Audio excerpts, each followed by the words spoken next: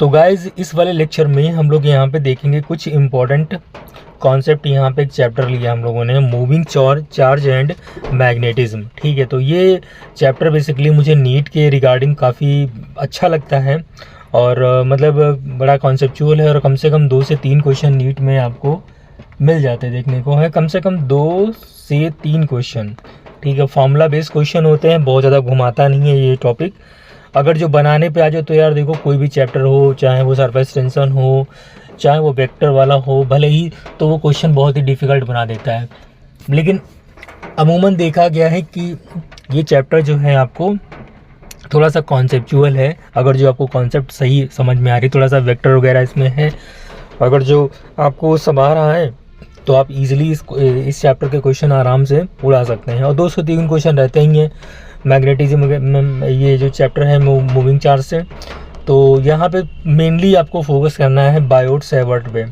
ठीक है, तो बायोट-सैवर्ट यहाँ पे जो है आपके रोल में आएंगे। तो पहले ब्रीफली कुछ यहाँ पे चीज़ें हम लोग देखने की कोशिश करते हैं। यहाँ पे एनसीईआरटी की यहाँ पे लाइन कंप्लीट करते हैं। Before we introduce the concept of magnetic field B, we shall recapitulate what we have learned in the chapter number 1 about the electric field. तो यहाँ पे बोला है कि मैग्नेटिक फील्ड को जानने से पहले हम लोग यहाँ पे पहले इलेक्ट्रिक फील्ड के बारे में थोड़ा सा डिस्कस कर लेते हैं। We have seen that the interaction between 2 charges can be consider in 2 stages. तो यहाँ पे बोला है कि 2 चार्जों का जो इंटरेक्शन होता है, यहाँ पे आप लोगों ने देखा था वहाँ पे मैं वो इलेक्ट्रिक फील्ड जब पढ़ी होगी। ठीक है, तो the charge Q the source of field produce an electric field. तो यहाँ पे ये बोले हैं कि जो चार्ज ये होता है ये हमारा सोर्स होता है, किसके लिए? इलेक्ट्रिक फील्ड का सोर्स होता है। ये बात आपको पता होनी चाहिए। ठीक है, यहाँ पे थोड़ा सा एक नोटेशन के बारे में बात की है एनसीईआरटी ने। बोला है a dot appears like the tip of arrow pointed at you a cross line the feathered tail of an arrow moving away from. मतलब इन्होंने देखो ये बोला है कि अगर जो रिप्रेजेंट किया जाए या फिर अगर जो ऐसे रिप्रेजेंट किया जाए तो ये वाला होता है अपवर्ड डायरेक्शन और ये होती है डाउनवर्ड। बेसिकली यही बस खाली बात की गई यहाँ पे। और मैग्नेटिक फील्ड से रिलेटेड यहाँ पे यही आपको नोटेशन मान के चलना है। जहाँ पे आपको क्रॉस साइन दिखे तो मतलब आपको डाउनवर्ड मान के चलना है कि हमारी जो मैग्नेटिक फील्ड है वो डाउनवर्ड है। और अगर जो आपको यहाँ पे डॉट साइन दिख रहा है तो आप समझ लो कि मैग्नेटिक फील्ड हमारी अपवर्ड है। यही बात यहाँ पे इन्होंने बोली है। अब यहाँ पे देखो ये चीज़, एक मिनट, यहाँ पे जो इलेक्ट्रिक फील्ड के बारे में इन्होंने बोला, तो इलेक्ट्रिक फील्ड के बारे में ये फॉर्मूला हम लोगों ने पढ़ रखा है। ये भी इन्होंने वेक्टर के फॉर्म में लिया है। ठीक है, तो ये वेक्टर के फॉर्म में यहाँ पे यूनिट वेक्टर भी साथ में इन्होंने ऐड करके रखा हुआ है। हालांकि इसको अगर जो हम लोग वेक्टर के फॉर्म में लिखें तो ये q और ये यूनिट वेक्टर साथ में लिया और यहाँ पे ये 4 पाई एप्सिलॉन नॉट और यहाँ पे ये r²। और अगर जो यूनिट वेक्टर की हम लोग बात करें यहाँ से तो हम लगा हो जाता है वेक्टर अपान वेक्टर का मॉड। इसको मल्टीप्लाई कर लोगे आप तो हमारा जो बेसिकली फॉर्मूला बनेगा वेक्टर के फॉर्म में ये हो जाएगा हमारा ये वाला। भाई ये r और ये r आपस में r³ हो जाएगा और साथ में यहाँ पे ये एक वेक्टर लग जाएगा। तो ये हमारा वेक्टर के फॉर्म में इलेक्ट्रिक फील्ड का फॉर्मूला आता है। नीट में एक बार पूछा गया था। तो यहाँ पे लिखा भी है वेयर आर, जो ये हमारा है unit vector is along are. तो यहाँ पे जो आर का मतलब यहाँ पे सिंपली अगर जो कुछ लगाना तो समझो कि ये मॉड की बात कर रहा है। मतलब उसने पूरी वैल्यू दे के रखी हुई है, उसमें कोई डायरेक्शन की बात नहीं बोली है। ठीक है, and the E and field E is a vector field. तो यहाँ पे जो है ये वेक्टर फील्ड के बारे में बताया क्योंकि ये बोल्ड में लिखा गया है। ए charge Q interact with this field and experience of force. तो यहाँ पे ये फोर्स का फार्मूला होता है, यही चार्ज जो होता है।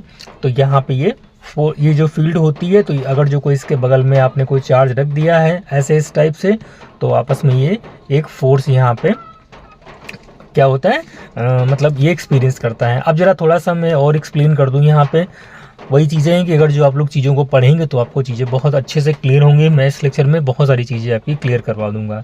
देखिए 2 डायरेक्शन आपको पता होनी, जैसे कि मान लो यहाँ पे ये फील्ड हमारी ऐसे दिखाई जाती है। ठीक है, तो फील्ड हमेशा जो है वो पॉजिटिव से स्टार्ट होती है और नेगेटिव की तरफ जाती है। ये बात आपको ध्यान होनी चाहिए बहुत अच्छे तरीके से। लेकिन अगर जो बात करें यहाँ पे कि मतलब डायरेक्शन ऑफ जो फील्ड होती है वो प्लस प्लस मतलब प्लस से माइनस की तरफ होती है। लेकिन अगर जो हम लोग डाइपोल की बात करते हैं, डाइपोल आप लोगों ने इलेक्ट्रिक फील्ड में पढ़ा होगा, तो डाइपोल की जो डायरेक्शन गाइस होती है वो माइनस से प्लस की तरफ होती है। ये बात भी आपको ध्यान रखनी है। अच्छा, एक बात यहाँ पे और है, अगर जो मान लो यहाँ पे कोई हमने चार्ज ऐसे रख दिया है, मान लो पॉजिटिव चार्ज रख दिया है, तो इस वाले सेगमेंट से, मतलब ये वाला जो सेगमेंट यहाँ पे होगा, तो ये इसको अट्रैक्ट करेगा इसकी तरफ और ये वाला इसको रिपेल करेगा। ठीक है, क्योंकि जो पॉजिटिव चार्ज होता है वो निगेटिव, अगर जो वहाँ पे कोई चीज़ है तो उससे वो क्या करेगा, रिपेल करेगा। ठीक है, और ये वाला इसको अट्रैक्ट करेगा। मतलब ये फील्ड के रिस्पेक्ट में बता रहे हैं, चार्ज के रिस्पेक्ट नहीं बता रहे हैं, फील्ड के रिस्पेक्ट में बता रहे हैं। ठीक है, तो ये सारी चीज़ें आपको पता होनी चाहिए और ऑलरेडी आप लोगों ने खैर पढ़ रखा होगा इलेक्ट्रिक ग्राफ फील्ड में, क्योंकि कई जगह पे इलेक्ट्रिक फील्ड वगैरह पढ़ा देते समय है। ठीक है, तो गाइज यहाँ पे ये सारी चीज़ें हो गई। अच्छा, यहाँ पे एक बहुत इंपॉर्टेंट कॉन्सेप्ट आती है मैग्नेटिक फील्ड लॉरेंज फोर्स। बहुत इंपॉर्टेंट है कॉन्सेप्ट और इस पे नीट में आपको क्वेश्चन हर साल देखने को मिल जाता है। मैंने बोला कम से कम 2-3 क्वेश्चन रहते हैं नीट में, तो इस पे भी ये बहुत इंपॉर्टेंट सेगमेंट है। और इसमें वेक्टर वाला क्वेश्चन जो है ये लोग इस बार पूछ रहे हैं, वेक्टर से रिलेटेड वाला जो पोर्शन वो पूछते हैं। Let us suppose that there is a point charge Q moving with velocity V and located at a R at given time T। ठीक है, तो उन्होंने बोला कि मतलब यहाँ पे एक चार्ज है वो मूव कर रहा है। देखो, मूविंग चार्ज होगी वही आपकी मैग्नेटिक फील्ड बनाएगी, लेकिन जो स्टैटिक चार्ज होगा वो हमारा इलेक्ट्रिक फील्ड बनाता है। तो ये बात आपको ध्यान रखनी है। अगर चार्ज मूव कर रहा है तो वो क्या बनाएगा, मैग्नेटिक फील्ड बनाएगा, और अगर चार्ज रेस्ट में है तो वो इलेक्ट्रिक फील्ड बनाएगा। ध्यान रखना, ये बात बहुत इंपॉर्टेंट चीज़ है और कॉन्सेप्चुअल क्वेश्चन पूछा गया आपके नीट में। In presence of both the electric field and the magnetic field, तो यहाँ पे ये भी बोल दिया गया है कि इलेक्ट्रिक और मैग्नेटिक फील्ड भी वहाँ है, दोनों चीज़ें वहाँ पे प्रेजेंट है, और वहीं पे एक स्मॉल Q चार्ज जो है वो V वेलोसिटी से मूव कर रहा है। The force on an electric charge Q due to both of them can be written. तो यहाँ पे ये बेसिकली जो फॉर्मूला बन के हमारा आता है, यही फॉर्मूले की बात करते हैं और इसी को हम लोग लॉरेंज फोर्स बोलते हैं। ध्यान देना यहाँ पे, अगर जो इलेक्ट्रिक फील्ड और मैग्नेटिक फील्ड दोनों प्रेजेंट है और चार्ज हमारा मूव कर रहा है, ठीक है, तो वहाँ पे 2 फोर्स काम करेंगे, एक ड्यू टू इलेक्ट्रिक फील्ड और एक ड्यू टू मैग्नेटिक फील्ड। ये बात आपको ध्यान रखनी है अच्छी तरीके से। और इसका यहाँ पे आप देख सकते हो, ये चार्ज जो है वो तो स्केलर है, तो इसको हम लोगों ने इस बोर्ड में नहीं लिखा है, ध्यान दो, लेकिन इलेक्ट्रिक फील्ड यहाँ वेक्टर है, एफ हमारा वेक्टर है, तो इसलिए इसको बोर्ड में रखा गया। अच्छा, साथ में यहाँ पे डिस्टेंस भी यहाँ पे शो की गई कि मतलब इलेक्ट्रिक फील्ड की डिस्टेंस क्या है, तो इसको भी ध्यान रखना है। नीट में क्वेश्चन आपसे पूछा जा सकता है, ये डायरेक्ट ऐसे ही फॉर्मूला लिख के आपसे पूछ लेंगे। वेलोसिटी भी हमारी वेक्टर फॉर्म में है और V क्रॉस B यहाँ पे ध्यान देना, मतलब ये मत लिख देना कहीं पे, ऐसे मत लिख देना, ठीक है, तो ये गलत हो जाएगा।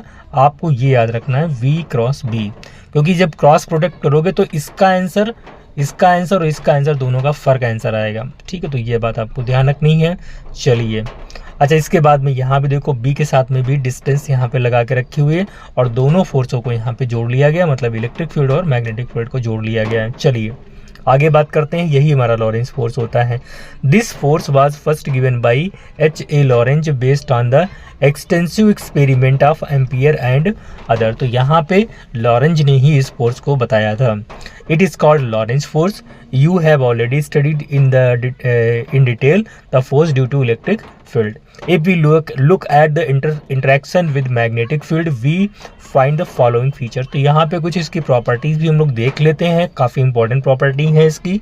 और पहली प्रॉपर्टी यहाँ पे बताई गई है, it depend on Q, V and B, charge of the particle, velocity and the magnetic field.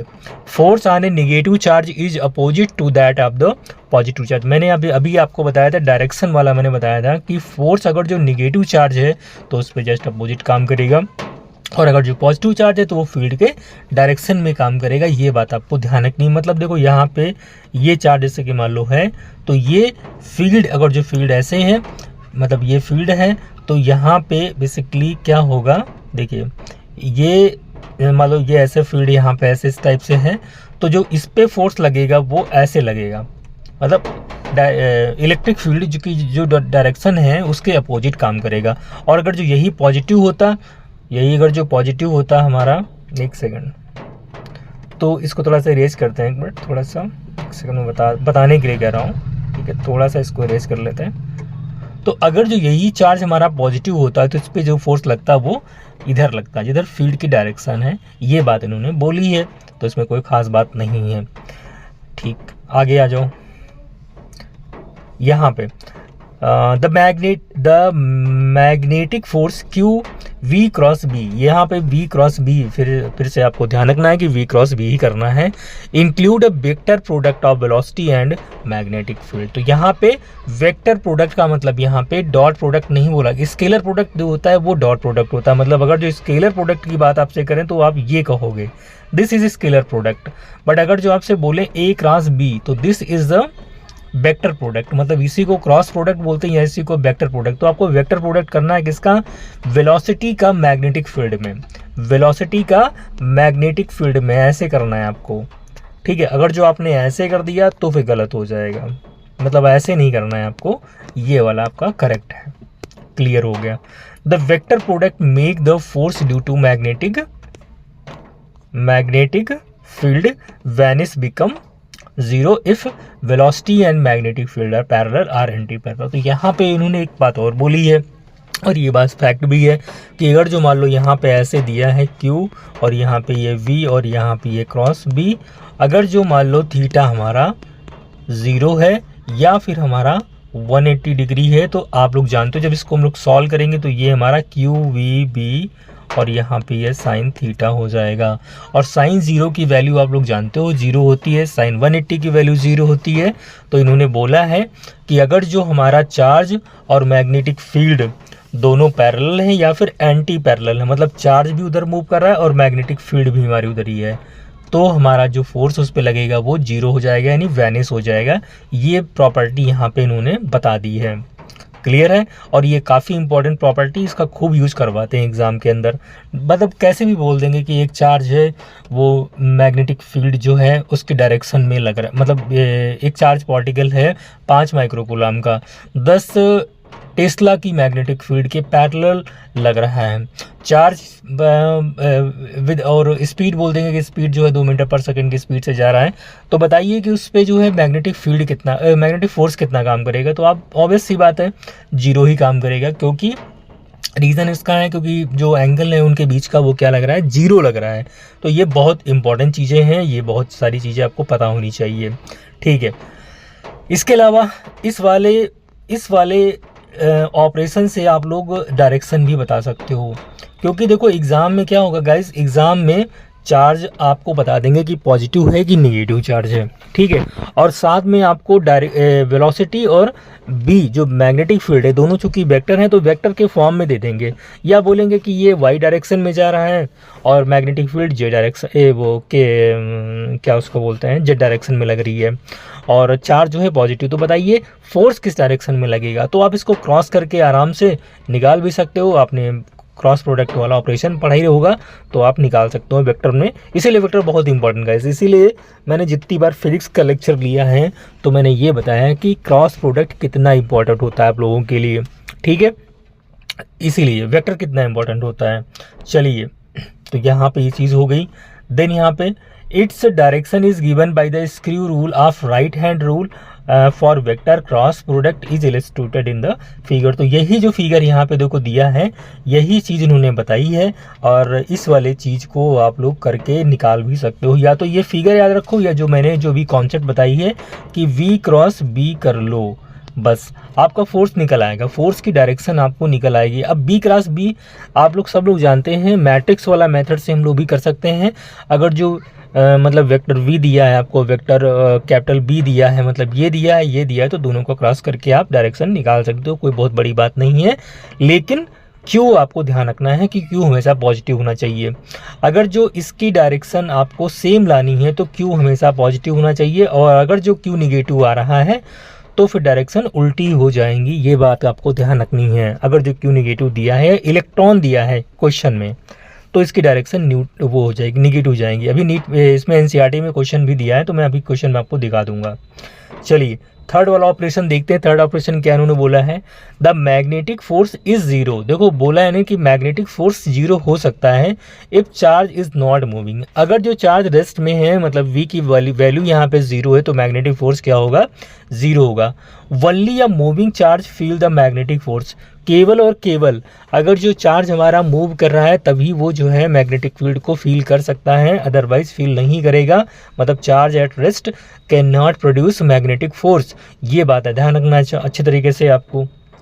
The expression for the magnetic force help us to define the unit of magnetic field. तो यहाँ पे बोला है कि expression of the magnetic force help us to define the unit of magnetic field. ठीक है, तो आप मैग्नेटिक फील्ड की यूनिट निकाल सकते हो, कैसे, QVB से। अब आप बताओ इसकी आप यूनिट नहीं निकाल सकते हो, बिल्कुल निकाल सकते हो भाई। फोर्स की न्यूटन हो गई, चार्ज की हमारी क्या होती है, कूलाम होती है, और V की क्या होती है, मीटर पर सेकेंड होती है। तो इसको आप अरेंज करके असेंबल करके आराम से आप V की यूनिट बता सकते हो।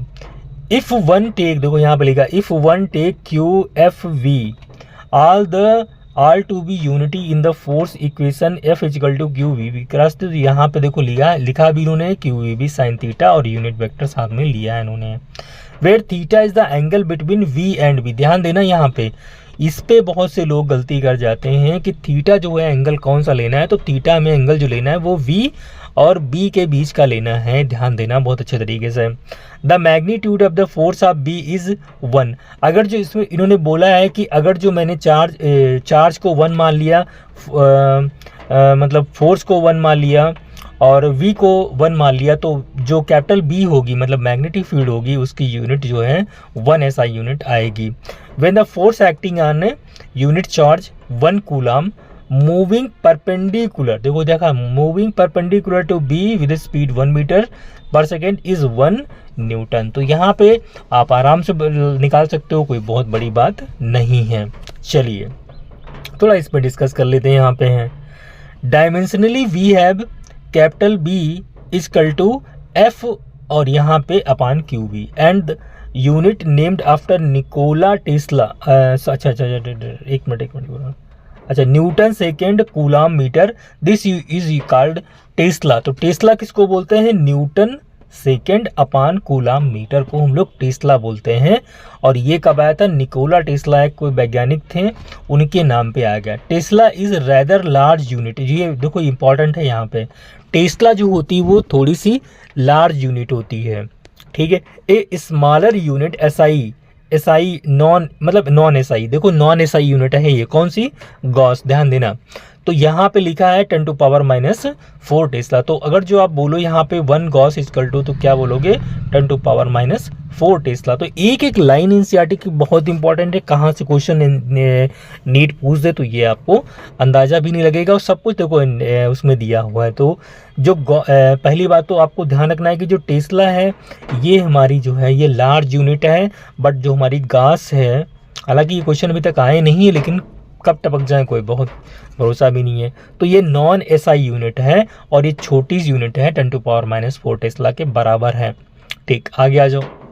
हाँ, ये पूछा गया डेटा है, एक बार नीट में ये वाला डेटा पूछा गया है कि आपको गॉस के फॉर्म में आंसर लिखना है, और उसमें आपको मतलब कंफ्यूज करवाने के लिए वो बोल दिए थे। Is often use the earth magnetic field is about, यहाँ पे लिखा है अर्थ की जो मैग्नेटिक फील्ड है 3.6 × 10⁻⁵ टेस्ला है, ये भी आपको ध्यान रखना है।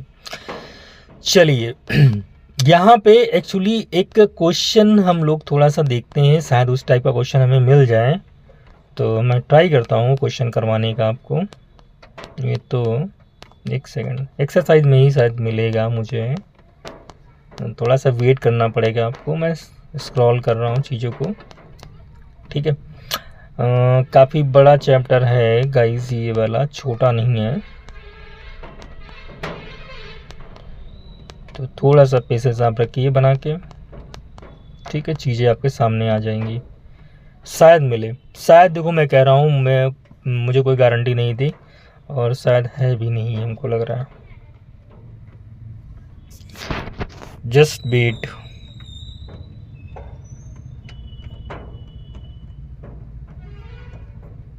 जस्ट वेट, नहीं है वो वाला क्वेश्चन नहीं है। हालांकि लेकिन इस वाले फॉर्मूले पे गाइज ये मत के सोचना कि इसमें नहीं दिया है। आप एग्जाम्पलर जब उठाओगे तो ये वाले फॉर्मूले पे आपको क्वेश्चन बहुत मिलेंगे।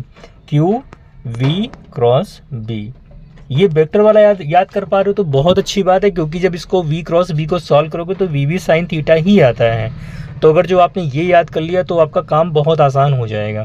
ठीक, बशर्ते आपको ये याद करना है कि एंगल जो निकलेगा तो वो v और b के बीच का एंगल होगा, और v क्रॉस v लिखना है, ना कि कैपिटल B क्रॉस v लिखना है। ये बात आपको ध्यान रखनी है अच्छे तरीके से। ठीक है, बाकी देखिए यहाँ पे नहीं क्वेश्चन नहीं दिया इसमें। तो देखो गाइज, यहाँ पे जो मैं एनसीईआरटी का एक एक वर्ड, मैं आपको एक एक लाइन समझाने की कोशिश कर रहा हूँ कि नीट में जो क्वेश्चन बन रहे हैं वो आखिर कहाँ से बन रहे हैं। ठीक है, तो वो मैं दिखाने की कोशिश। अब देखो, magnetic force on a current carrying current conductor, मान लो कोई करंट कैरिंग कंडक्टर है, उस पर मैग्नेटिक फोर्स निकालनी है तो कोई दिक्कत नहीं है, डेरिवेशन पे हम लोग नहीं जाएंगे, बस आपको ये ध्यान रखना है। देखो यहाँ पे ये वाला फोर्स, अगर जो फॉर्मूला आपने ध्यान रख लिया, आई एल क्रॉस बी, ध्यान देना बहुत अच्छे तरीके से यहाँ पे, आई एल क्रॉस बी। अब इस पे नीट 2024 में क्वेश्चन पूछा गया है इसी फॉर्मूले पे, इसी वाले फॉर्मूले पे नीट 2024 में। अब देखो I L cross B, L यहाँ पे क्या है, सेगमेंट है। क्या है, सेगमेंट है, वेक्टर सेगमेंट है, मतलब यहाँ पे डायरेक्शन भी एल की आपको देखनी है। और उन्होंने ऐसे ही किया था, मतलब उन्होंने बोला कि एक वायर है वो क्या बोला था, मैग्नेटिक फील्ड, मतलब ऐसे उन्होंने बोला कि मैग्नेटिक फील्ड शायद आई कैप और शायद 2j कैप ऐसे कुछ करके दी थी।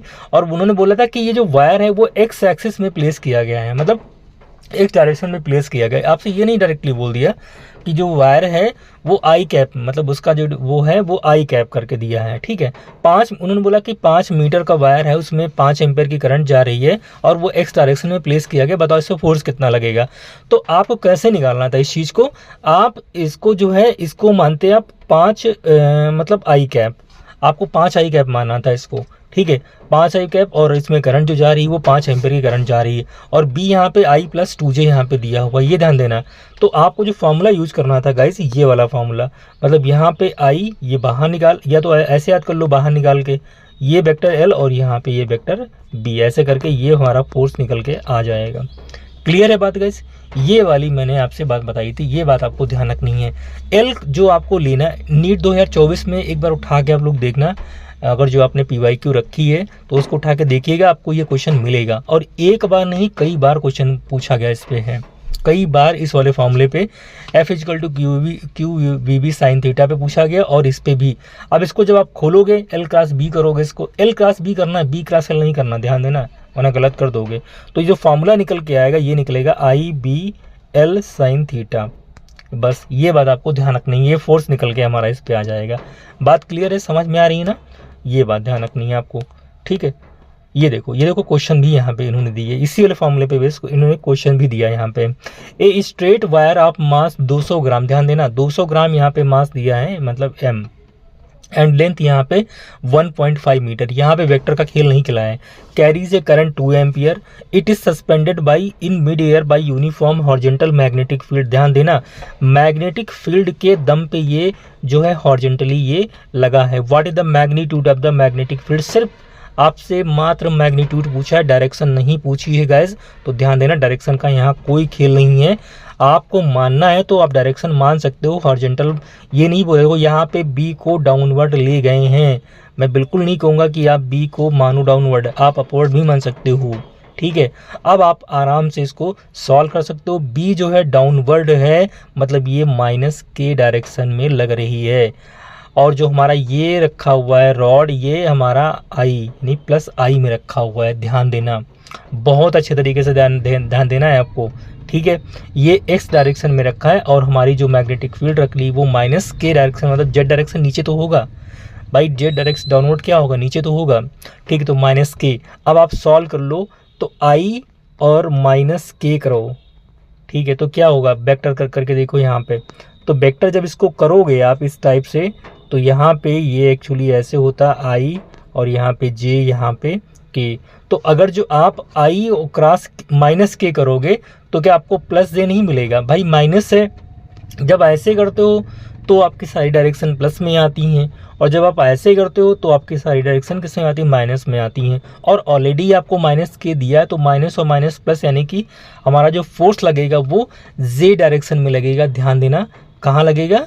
जे direction. What is the magnitude of the magnet. अच्छा, फोर्स की बात नहीं है हालांकि यहाँ पे, लेकिन फिलहाल मैंने आपको बता दिया, ध्यान देना इस चीज़ को, ठीक है। और बाकी जैसे मान लो यहाँ पे ये वेट यहाँ पे टंगा हुआ है, तो इस पे जो डायरेक्शन लगेगी वो एम जी यहाँ पे लगेगा, और इसको बैलेंस कौन करेगा? इसको बैलेंस करेगा आई बी एल, मतलब फोर्स बैलेंस करेगा। और आई बी एल को आपको क्या करना है? एम जी के बराबर करना है, और आपसे यही पूछा है। सब कुछ आपको दिया है, एम दिया है, जी की वैल्यू आपको 10 लेनी है, आई दिया है, एल दिया है, बस आपसे बी पूछ लिया है, तो आप आराम से निकाल सकते हो। मतलब एम जी इक्वल टू हमारा हो जाएगा आई बी एल। बहुत अच्छे गाइस क्वेश्चन है ये। तो बी जब निकालोगे तो एम जी अपान यहाँ पे हो जाएगा हमारा आई इंटू एल। ठीक है, अब सॉल्व करना आपका काम है, सॉल्व कर लीजिएगा। मैंने आपको सारा कुछ बता दिया, देखो यहाँ पे इन्होंने पूरा सॉल्व किया गया है। देखो यहाँ पे बताया भी कुछ गया है। Note that it would have been sufficient to specify m upon L, यानी mass per unit length of the wire. The earth magnetic field is approximately 4 × 10⁻⁵ tesla and we have ignored it. तो यहाँ पे कुछ इन्होंने important अलग से बात बताई, हालांकि ये बी एंड आपके है, इतना इंपॉर्टेंट नहीं आपके लिए है। अभी हम लोगों ने अर्थ की मैग्नेटिक फील्ड के बारे में ऑलरेडी डिस्कस किया हुआ है, तो कोई बहुत बड़ी बात नहीं, उन्होंने डायरेक्टली एक वैल्यू बता के रखी हुई है। अब चलो ये क्वेश्चन देखो, यहाँ पे इस क्वेश्चन को सॉल्व करना है गाइज आपको। If the magnetic field is parallel to the positive charge, positive axis Y, तो मैग्नेटिक फील्ड हमारी ऐसे, मतलब यहाँ पे है, ये मैग्नेटिक फील्ड है, ठीक है। And the charge particle is moving along the x axis, ठीक है। तो बी को हमने वाई कर दिया, मतलब सॉरी जे कर दिया पॉजिटिव में, और जो चार्ज हमारा मूव कर रहा है, मतलब वी जो हमारा है वो किधर है? आई कैप, ठीक है। पूछा गया इन्होंने विच वे यू, और चार्ज कैसा है? चार्ज है चार्ज पार्टिकल। अगर कुछ ना दिया हो तो उसको पॉजिटिव मानोगे, है ना, कुछ ना दिया हो तो उसको पॉजिटिव चार्ज मानोगे, और अगर जो निगेटिव देना होता तो उन्होंने निगेटिव बोल दिया होता, ठीक। Which way would the Lorentz force be for N, अच्छा हाँ ये देखो चार्ज, यहाँ पे इन्होंने चार्ज बता दिया, an electron and a proton. कर सकते हो आराम से, कोई दिक्कत नहीं। मैंने क्या आपसे बोला था? ये वाला जो अभी मैंने तो आपको बताया था, वी क्रॉस बी करो, ठीक है। तो वी क्रॉस बी करोगे मतलब वी आई और जे का प्रोडक्ट करो, क्रॉस प्रोडक्ट करो। तो जब आई और जे का क्रॉस प्रोडक्ट करोगे तो क्या आंसर मिलेगा? के मिलेगा। भाई आई और जी का जब क्रॉस प्रोडक्ट करोगे तो के मिलेगा, पॉजिटिव वाला। लेकिन इलेक्ट्रॉन के लिए अगर जो बात करोगे तो वो माइनस ऑलरेडी है, तो मतलब ये माइनस के, इलेक्ट्रॉन के लिए माइनस के, प्रोटॉन के लिए पॉजिटिव के हो जाएगा, और यही आंसर आपको मिल जाएगा। देखो यहाँ पे, देखो यहाँ पे, ये देखो ए वाला आंसर चेक करो। For electron it will be minus J, मैंने बोला माइनस जेड, ठीक है, माइनस जेड ये इलेक्ट्रॉन के लिए, और प्लस जेड किसके लिए होगा? प्रोटॉन के लिए। कितना अच्छा क्वेश्चन, कितनी इजी। अगर जो फालतू में उंगली अपना घुमाते इधर उधर, ये करते वो करते, राइट हैंड स्क्रू वाला रूल लगाते तो बहुत टाइम लगता है। भैया सिर्फ याद कर लो ये क्रॉस प्रोडक्ट वाला फॉर्मूला, ऐसे इस टाइप से, ये आई है, ये जे है, ये के है। अगर जो आपने आई जे इस डायरेक्शन में आपने किया, आई जे को इस डायरेक्शन में किया, तो आपको पॉजिटिव के मिलना ही मिलना है, क्लियर है। लेकिन अगर जो यहाँ पे कोई निगेटिव चार्ज दिया है तो फिर आंसर तो वही आएगा, के ही आएगा, मतलब आंसर डायरेक्शन के ही मिलेगी, लेकिन माइनस में मिलेगी। ये बस आपको ध्यान रखनी है। और सारे क्वेश्चन मैंने 2 क्वेश्चन आपके बहुत अच्छे से करवा दिए इसमें हैं, बाकी आप लोग करिए इसमें क्वेश्चन, ठीक है। बहुत सारे क्वेश्चन इसमें दिए भी हैं, एक्सरसाइज में दिए हैं, बहुत आसान। अब तो आसान लग जाएंगे आपके लिए, कोई बहुत बड़ी बात नहीं है, लेकिन बना लेना गाइस, बनाने से ही बनेंगे, हमारे उससे थोड़ी बनेंगे। देखो यहाँ पे देखो दिया है, a horizontal overhead power line carries 90 ampere in east direction to west direction. ध्यान देना, ईस्ट से वेस्ट की तरफ जा रही है, तो तुरंत डायरेक्शन बनाओ, नॉर्थ साउथ और वेस्ट ईस्ट। तो जो current 90 ampere in east to west direction, मतलब ऐसे करंट हमारी फ्लो हो रही है।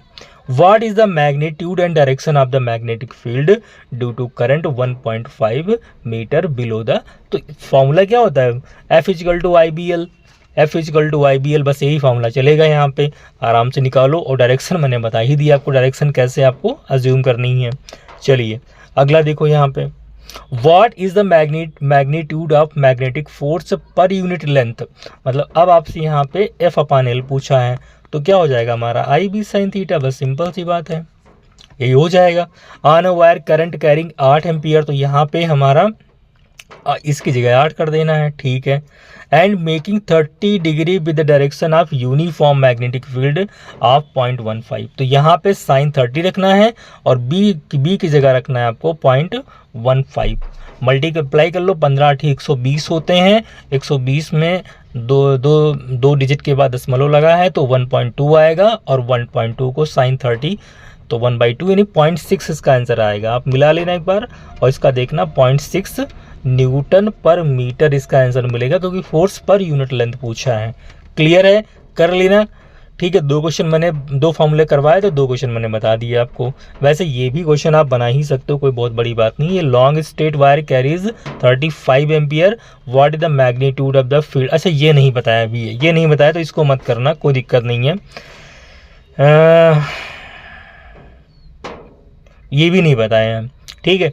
तो जो बताए हैं उस पर मैंने 2 आपको न्यूमेरिकल, 4 न्यूमेरिकल करवा दिए मैंने आपको। 4 न्यूमेरिकल बहुत ही इंपॉर्टेंट पे अच्छे क्वेश्चन मैंने आपको करवाए हैं। तो होप अगर जो आपको ऐसे ही वीडियोस चाहिए आपके नीट 26 के लिए, जो कि बहुत इंपॉर्टेंट होंगे, एनसीईआरटी आप जानते हो कितनी इंपॉर्टेंट आपके लिए है, तो आप चैनल को सब्सक्राइब कर लीजिए और वीडियो को लाइक ज़रूर किया करें, तभी मज़ा आएगा, तभी मैं ऐसे वीडियो लेके आऊँगा, अदरवाइज़ नहीं लेके आऊँगा। तो मिलते हैं फिर अगले वीडियो में, तब तक के लिए बाय। और हाँ, सब्सक्राइब कर देना प्लीज़।